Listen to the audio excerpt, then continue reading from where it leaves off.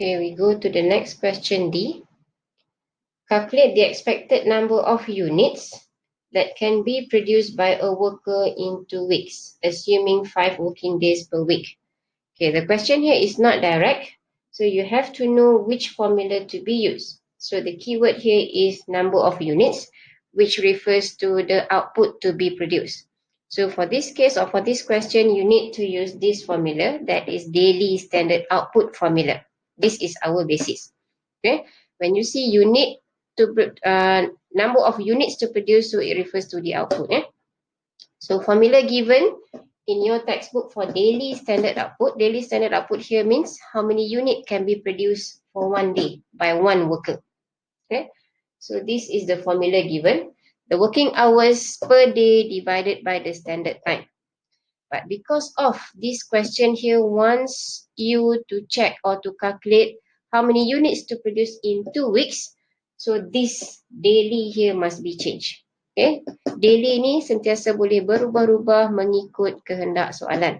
So in this case, you are required to calculate for 2 weeks. So we will have to change this for 2 weeks and not weekly, 2 weeks.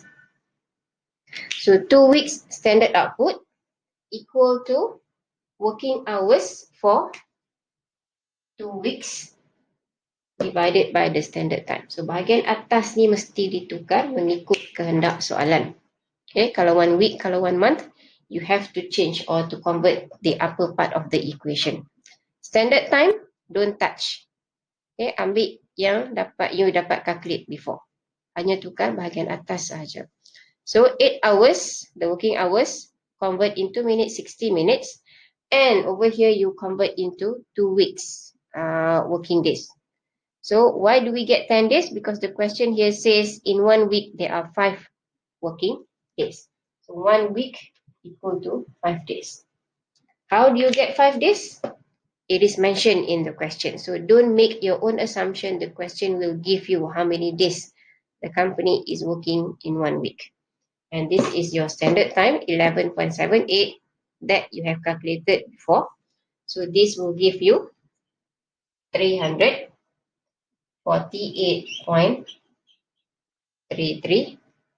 units.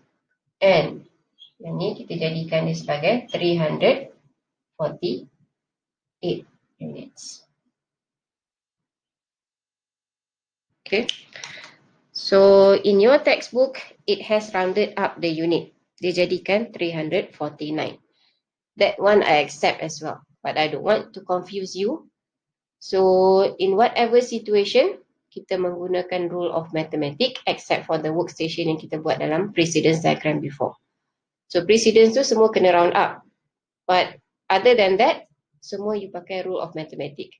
If the decimal point is below than 5, then you round down lah, 348. If it is more than 5, then you round up.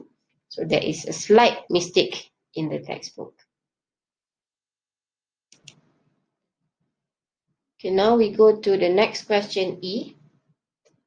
Assuming there are 4 weeks in a month, determine the number of workers required to meet a monthly demand of 6,000 units. Okay, so this question is asking you to calculate the number of workers required. So we are going to use formula number 6. You can see on page 238, number of workers required. With a target demand of target production of 6,000 units. Okay, so the company, we are required to calculate the number of workers in order to produce 6,000 units per month. Okay, this is very important. So we will use this formula. Okay, the basic formula given to us is the target to produce per day divided by daily standard output. So the one in red here can be changed according to the question. So in this question, it requires us to calculate the number of workers to produce 6,000 unit per month. So day kat sini dah jadi month. So we have to change here and it becomes target per month. And down here, the original formula is the daily standard output formula.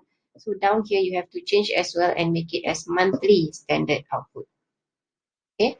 So yang merah ni berubah mengikut kehendak soalan, sama macam soalan D tadi. Okay. So kalau atas ni month, Bawah ni mesti month lah. If up here day, down here is day. Is up here week, down here is week. Make it consistent. So you are given this target, 6,000 units per month. Okay, so this is directly from the question. Yang kat bawah ni you kena tukar. Okay, so in question D just now we calculated the 2 week standard output. It was 348 units. Ini for 2 weeks. How to convert this to make it per month? Kita darab dengan 2 minggu lagi. So 2 weeks dengan 2 weeks it equals to 4 weeks. Dia dah jadi sebulan as mentioned in the question, assuming there are 4 weeks in a month. So 348 times 2, yang ni dah jadi monthly basis. So 6,000 divided by this, 348 times 2, you will get 8.6.